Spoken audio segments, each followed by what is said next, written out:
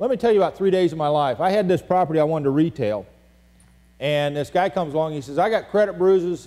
He says, but I got $40,000, and I'd like to plunk that down as a down payment if you'll be my bank.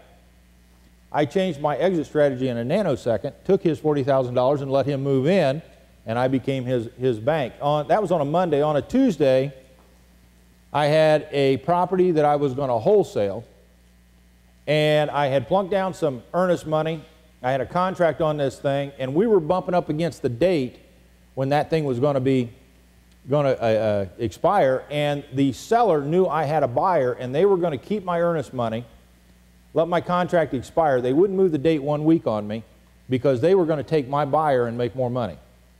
I didn't think that was fair, so I used private money. Private money is a safety net in that situation, to where I funded that deal, and then I wholesaled the property after the fact.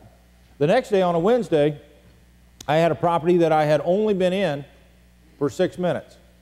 I'd walk through the property, and it's one of these places where if you put a marble down on the kitchen floor, it rolls up against one wall.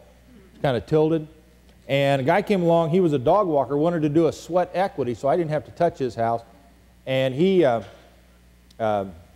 finished it up, and on a Wednesday of, that happened to be that same week where I'd done that cash, or that down payment, seller financing on day 1. Day 2, I did a wholesale, made $10,000 on that, $40,000 the first day, and this one was $7,664. Pretty good 3 days, right? $58,000. Well, the key was that because of what I'm training in here is on private money, it made that doable. And the point I'm trying to make is you will have more exit strategies available to you based on the fact that you've learned how to get private money.